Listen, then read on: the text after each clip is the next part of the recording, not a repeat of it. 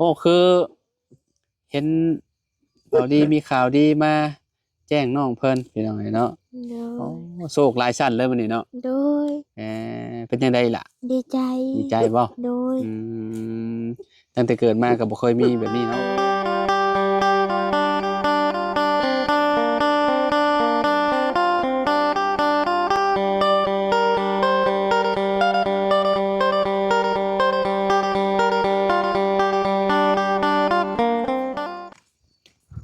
พี่น้องเนาะเปิดภาพมาอยู่ทางนี้เด้อวันนี้เด้อเนาะจนค่ำจนมืดพี่น้องเนาะสบายดีเด้อน้องเด้อโดยสเนาะบายดีโดยพี่น้องเนาะโดอ่า ย FC คือสิจื้อได้อยู่ดอกพี่น้องเนาะว่าเป็นไผเนาะโดยมื้อนี้เฮาเข้ามาทางบ้านน้องกิ๊บพี่น้องเนาะมากับเบาลี่มื้อนี้พี่น้องเนาะโดยมากับพอดีค่ำพอดีพี่น้องเนาะมาแต่บ้านน้องเทพพูนวนมาแต่บ้านน้องเทพพู้นแล้วก็มาพี่เลยพี่น้องเนาะเพราะว่ามันไปคนละทางเด้ไปบ้านน้องเทพเนี่ยไปทางเลข13มาทางนี้เป็นทางเลข9พี่น้องเนาะก็ค่อนข้างสิไกลพอสมควรมาจน5โมงก็ค่ำพี่น้องเนาะยามนี่เนาะน้องกิมเนาะโดยเบิ่งโมงก็เด้อพี่น้องเนาะโอ้6โมงพอดีพี่น้อง6โมงนี่3ทุ่ม1เนาะมันยามนี่ยามมันหนาวพี่น้องเนาะอากาศหนาวๆเนาะผิงไฟกันอยู่พี่น้องเนาะนี่เห็นหมอหมาเพิ่นกันหนาวหมาน้อยหมาแน่นี่หนาวพี่น้องเนาะเออโอ้คือเห็นข่าวดีมีข่าวดีมาแจ้งน้องเพิ่นพี่น้องเนาะโดโอ้ยโศกหลายชั้นเลยบัดนี้เนาะโดยเอเป็นจังไดล่ะดีใจดีใจบ่โดยอืมตั้งแต่เกิดมาก็บ่เคยมีแบบนี้เนาะโดยน้องบ่เคยโดยพี่น้องเนาะ โดยก็เป็นบุญของเพิ่นพี่น้องเนาะเป็นบุญของน้องกิ๊บเพิ่นเนาะที่ว่าผู้ใหญ่เพิ่นเนาะให้ของขอของขวัญพี่น้องเนาะเป็นเงินเนาะพี่น้องเนาะโอ้มื้อนี้ได้จับเงินหลายล้านเด้เนาะโดยว้าดีใจโดยพี่น้องเนาะเฮาก็เห็นแล้วก็ดีใจนำน้องเพิ่นพี่น้องเนาะโดยที่ว่าผู้ใหญ่เพิ่นเนาะเมตตาพี่น้องเนาะเรารีว่าแนวใดก็ล่ะเบาหลีว่าเพิ่นผู้ใหญ่ทางเบาหลีเพิ่นว่าแนวใดเพิ่นให้เฮ็ดหยังเพื่อนให้อันนั้นน่ะสร้างเฮ็ดน้ำสร้างให้น้องพร้อมอ๋อก็คือแบบเพิ่นสิเจาะน้ำให้บ่โดยอืเพิ่นเจ้าน้ำให้มแต่ว่าที่นี่คือบ่แม่นที่ชุมเจ้าโดยบ่เป็นที่น้องเองเป็นที่ของอ้ายลูกป้าอืแล้วเพิ่นสิให้เจาะบ่บัดนี้น้องก็ยังบ่ฮู้คือกันอืท่ามเบิ่งไปก่อนก็คือว่าถ้าเพิ่นให้เจาะนี่ก็เจาะได้บ่โดยอืมจนว่าเพิ่นบ่ให้เจาะก็แล้วแหล้วเนาะโดยก็บ่ได้เจาะพี่น้องเนาะอ่าชุมเจ้าอยู่นี่จักโดนแล้วบ่ล่ะได้ล่ะ2 ปีปลายแล้2วปีปลายแล้ว โดยอ๋ออยู่นี่ตลอดเนาะโดยบ่ได้เข้าบ้านบ่บ่บ่มีเฮือนอยู่บ้านนี่มันมีเฮือนบ่โดยแล้วก็บ่มีดินอืมก็คือที่อยู่บ้านนี่บ่มีเลยเฮือนก็บ่มีเลยโดยอ๋อเจ้ามีน้องจักคนน่ะน้องเจ้ามีน้องผู้หนึงที่ว่าเมื่อวานนี่อะบ่ โดยนั่งนำเจ้าเขาบ่บ่หลาน หลานโดยน้องเลี้ยงอืมก็คือเอามาเมื่อวานนี่คือแบบบ่ได้ร่วมกับน้องเพิ่นดอกพี่น้องเนาะก็คือแบบโดยถ่ายอันน่ะแม่ป้าผู้หนึ่งเนาะที่ว่าเราลำน่ะเนาะ แม่พาแม่พาบ่โดชื่อเรายแม่พาแหละพี่น้องโดเนาะยเราลำก่อนเมื่อวานนี่โอ้ยเนาะม่วนพี่น้องเนาะโดยพากันอ่าเนาะเมื่อวานนี่มากันบ่าวยาวบ่าวนิวแล้วก็บ่าวไล่แล้วก็น้องบ๊อบพี่น้องเนาะแล้วก็เฮาเมื่อวานนี่เนาะน้องเพิ่นก็นั่งอยู่นำกันนั่นแหละเมื่อวานแต่ก็บ่ได้ถามน้องเพิ่นเนาะโดยมื้อนี้เนาะมีโอกาสกลับมาอีกรอบหนึงน้องกับบ่าวดีโดเนาะยพี่น้องก็เลยได้มาพูดคุยกับน้องกิฟเพิ่นพี่น้องเนาะโดยน้องเข้าโรงเรียนห้องใดล่ะปสามเจ้าใดโดยแต่ว่าพ่อแม่ให้ออกมาเอาหลานเลี้ยงหลานเลี้ยงลูกอ้ายที่อยู่ดินเพิ่นนั่นแหละเจ้าของกับเจ้าอยู่ไสอยู่เพิ่นไปบ้านบ่พังนั่นแล้วฮะเพิ่นไปพังไทยอ๋อเพิ่นไปเฮ็ดเวียกอยู่ฝั่งไทยแล้วโดยเพิ่นไปเฮ็ดอืยามแต่ว่าที่ชุมเจ้าได้ซะแบบที่นาที่หยังนี่มีอยู่บ่ซะมีอยู่15ไร่ มีอยู่15ให้ปีหนึงได้จักกระสอบบ างทีก็ได้10บางทีก็ได้10ปลาย อื15ปีนี้ได้เท่าใดปีนี้ได้10ปีนี้ได้10สอบโดย แต่ก็บ่กุ้มกินแล้วเนาะ10สอบเนาะโดยเพราะว่าไปใช้หนี้เพิ่นแหน่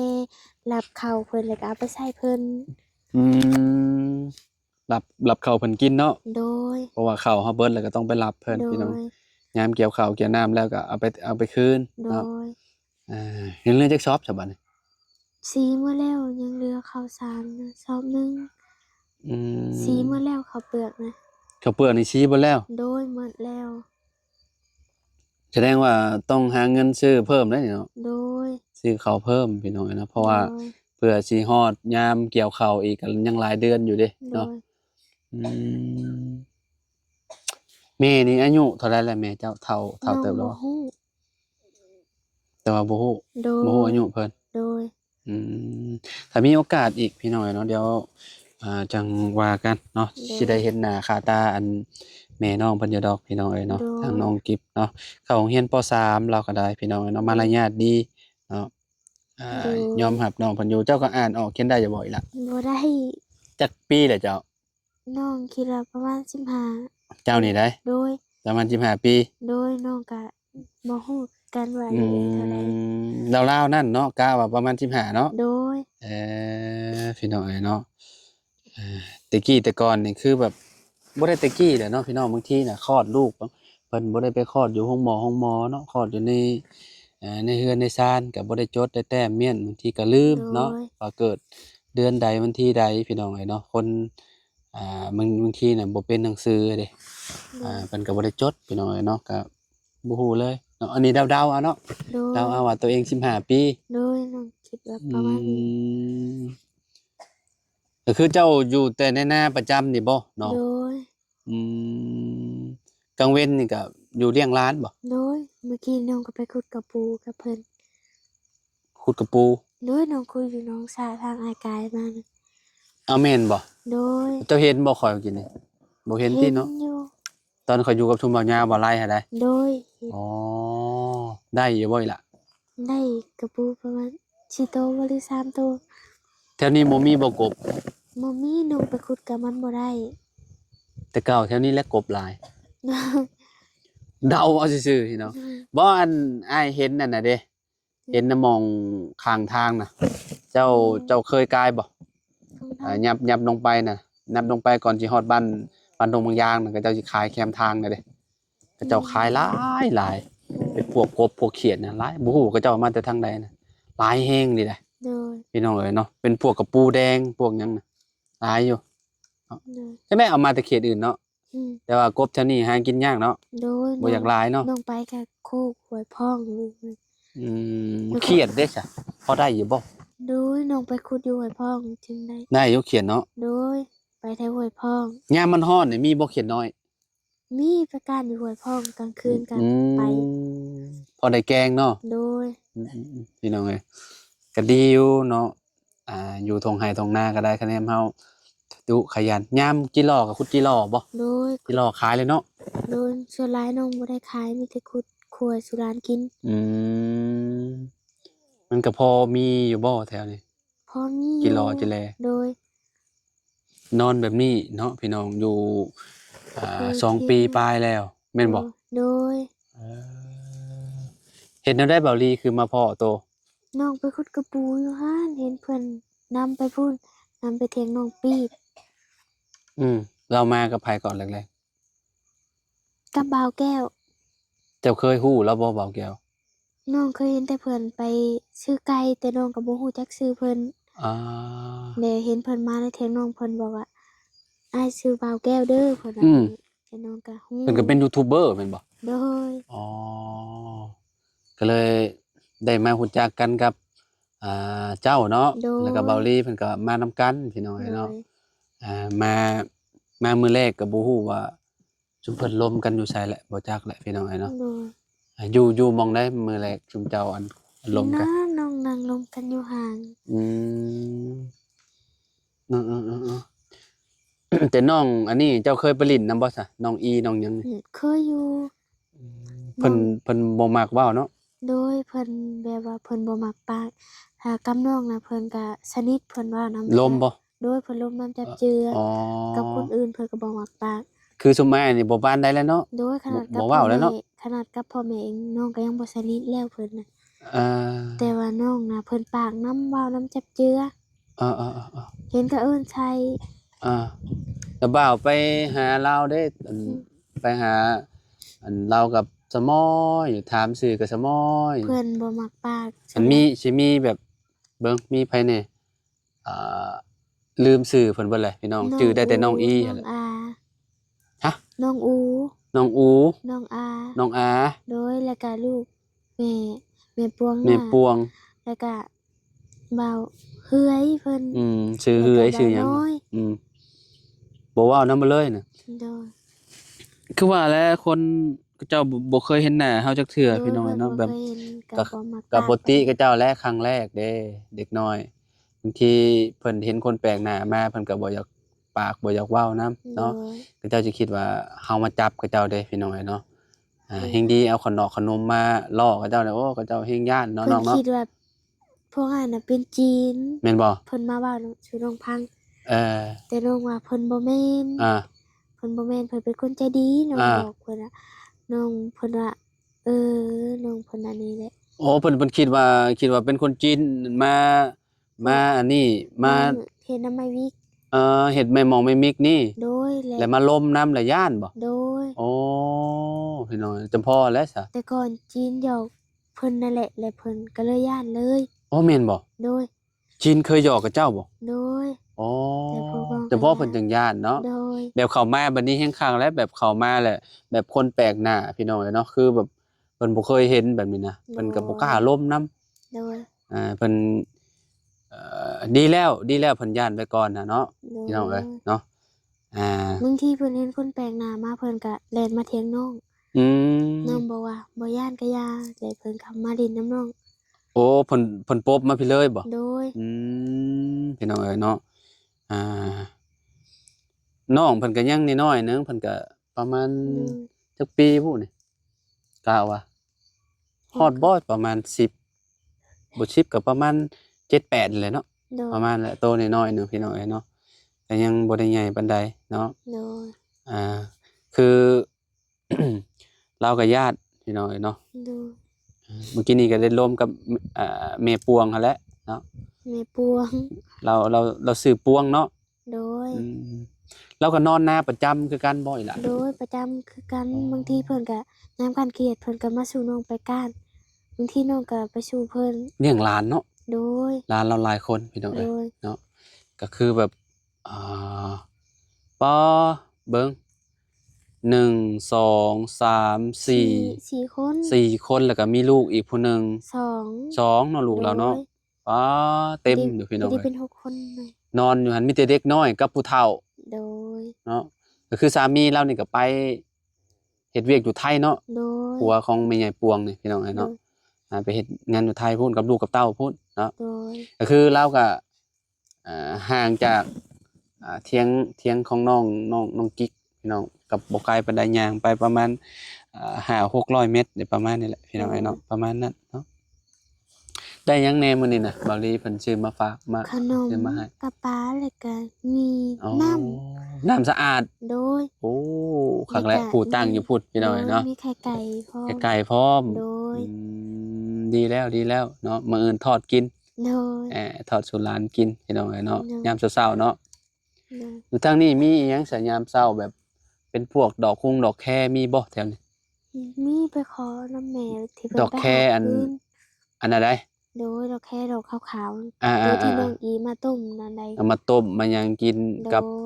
ย แจ่วกับหยังเนาะต้มไข่ขึ้นโอ้ยคักแหละพี่น้องเอ้ยเนาะแซ่บคะแนนมีเขียดมีหยังก็โอ้ยปิ้ง โดย เนาะปิ้งตำบักถั่วทอดไข่โอ้สุดยอดพี่น้องเอ้ยเนาะ โดย แต่ละมื้อเจ้าเอาน้ำไม่ใช่ฉะน้อง พูนไก่ ไข่บ่ โดย อยู่ห้วยหรืออยู่อัน อยู่ น้ำสาก ห้วยมันคำน้ำชายน้องก็ขอน้ำแม่ใหญ่หมอลำเพิ่นนั่นเด้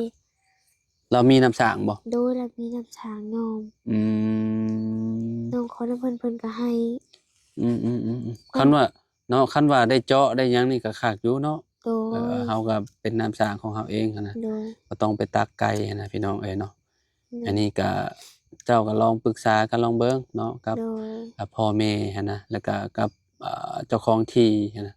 โดย เนาะเพราะว่าน้ำนี่คือแบบโอ้มันเป็นอ่า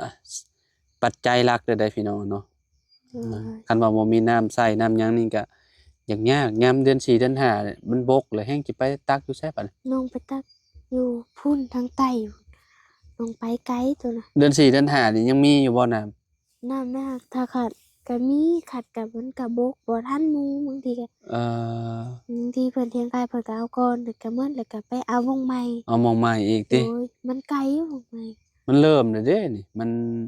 ฝนมันหยุดแต่เฮิงแหละเนาะ โดย มันเริ่มบกเริ่มหยัง แล้ว เนาะ ก็ขวัดอีกแล้วน้ำบกที่บางห้วยน่ะ อื แต่ก็ ม ขาดอีก พวดมันก็สิออกบ่หลายปานใดดอกอ้ายว่า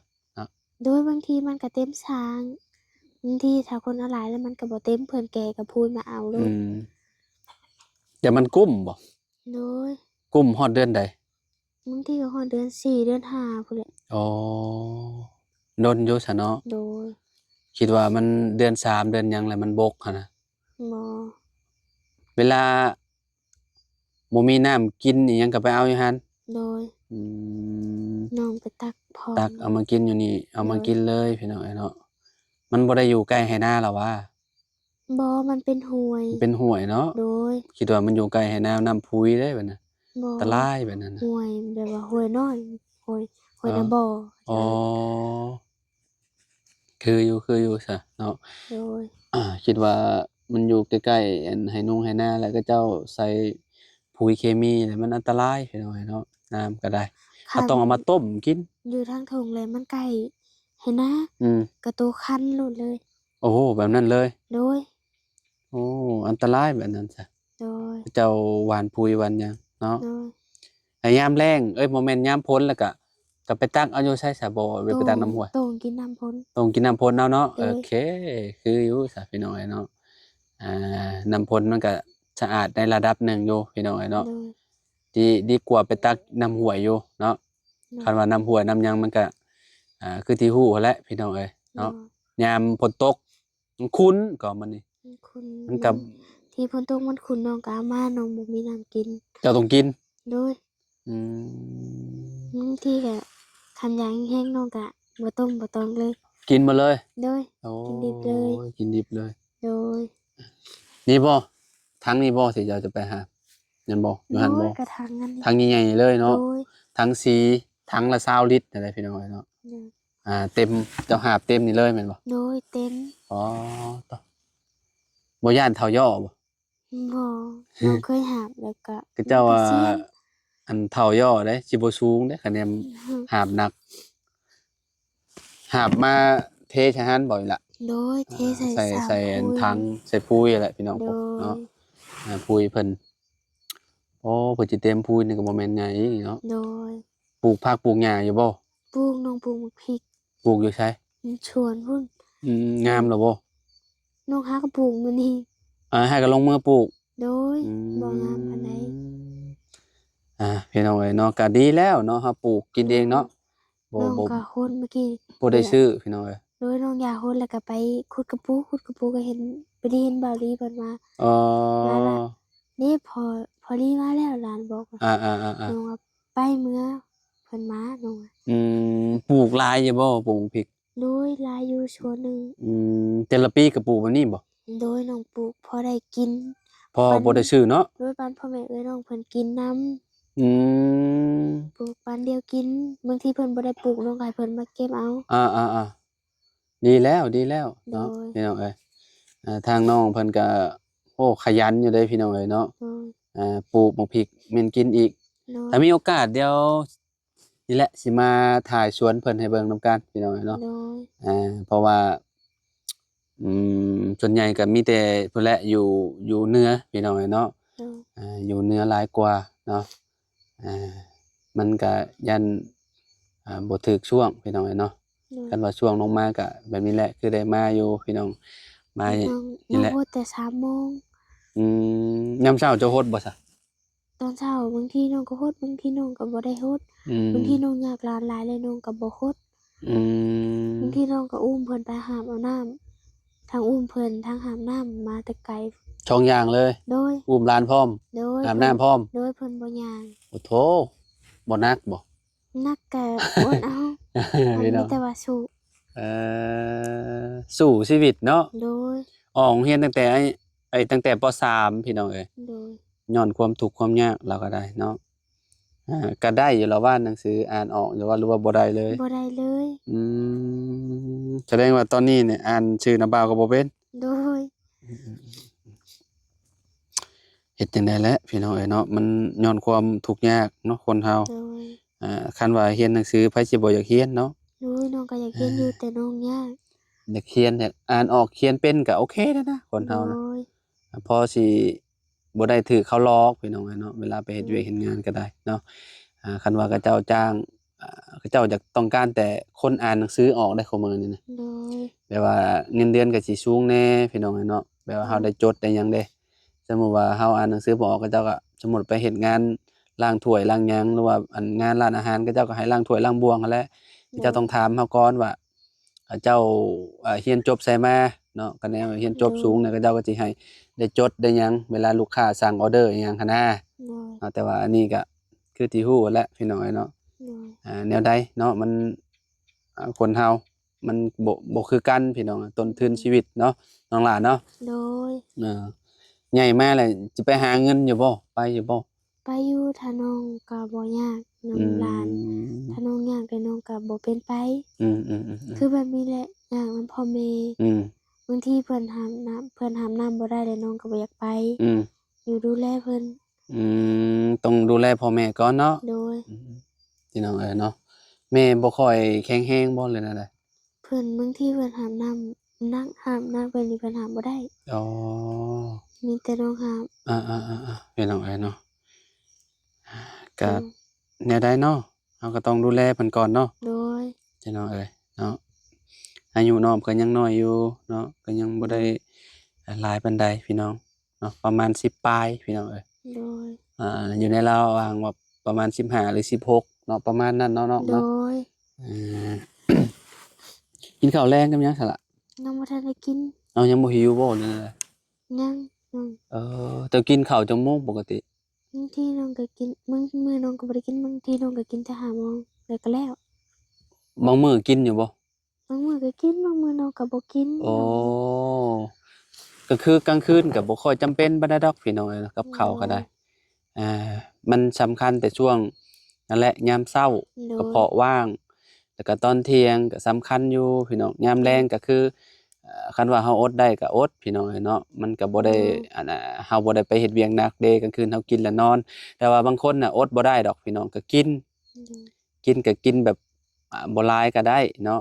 โดย คือข้อยเนี่ยมื้อนี่บางทีก็บ่กินแต่ข้าว อืม เนาะแบบมื้อแล้วก็นอนเลยพี่น้องเอ้ยกับยามเช้าเนี่ยบ่ค่อยอยากกินปานใดข้อยก็ได้ข้าวยามเช้า บางที ที่จริงมันจำเป็นได้ข้าวยา บาง ม ที เช้า ก็11โมงน้องจึงกินข้าวเช้า โอ้คือกันข้อยก็ประมาณนั้นแหละ โดย เอาข้าวเช้าเป็นข้าวอันนั้นเที่ยง โดย ข้าวเที่ยงได้บัดนี้ข้าวเที่ยงประมาณ 4-5 โมงเนาะ โดย ประมาณนั้นพี่น้องเอ้ยเนาะ โดย แล้วโรคกระเพาะก็ถามหาบัดนี้ โดย เวลาเจ็บไข้ได้ป่วยมันมีแล้วดอกโรค โดย เนาะแม่นแล้วว่าเนาะ โดย เนาะเฮ้ยพี่น้องเอ้ยเนาะจี้เขาจี้คักอยู่บัดนี้ อืม นี่ ข้าวก็นุ่ง เนาะ ได้หนึ่งมื้อนี้ โอ้โหนอนสบายเลย น้องหมูน้องหมาพิงไฟพี่น้องเอ้ยเนาะ โดยน้องยังบ่ทันได้เพื่อไม้เพิ่นนอน มีคนเอาแล้วบ่นี่ อันยัง หมานี่ ของหลาน แม่นบ่ โดย พี่น้องเอ้ยเนาะโอเคซะพี่น้องเอ้ยเนาะก็มื้อนี้ก็เข้ามากับเบาลี่เนาะก็ โดย ค่ำๆแน่พี่น้องเอ้ยเนาะก็ดีใจกับน้องกิ๊กเพิ่นพี่น้องได้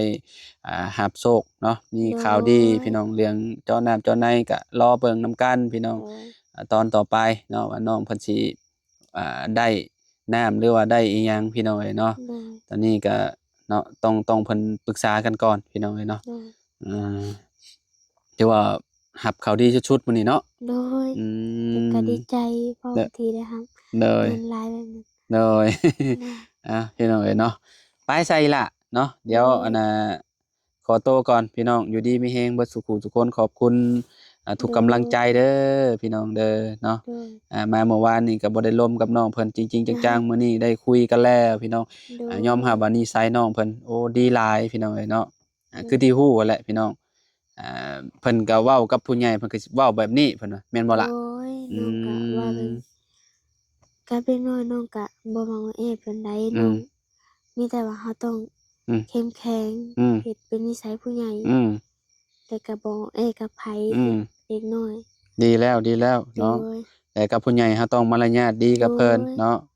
ต้อง พี่ เว้า น้องเอ้ย จาพูดคุยดีนำเพิ่น โดยเนาะดีแล้วพี่น้องเอ้ยเนาะคน โดย อ่าส่ำนี้รู้จักมารยาทพี่น้องเอ้ย โด เนาะก็ ย อ่าถือว่าเป็นการดีเนาะล่ะเนาะ โด ไป ย นะบ่าวไปปะแล้วบัดนี้เนาะอยู่ดีมีแฮงเด้อน้องหล่าเด้ โด อย โดย ขอให้ สู้ สุ ๆ ข เด้อ ภาพแข็งแรงเด้อ โดย ค่ะ โอเคจ้ะพี่น้องไป โด พ้อย กันใหม่สบายดีเด้อพี่น้องเด้อรถขี่รถวันนี้พี่น้องเอ้ย โดย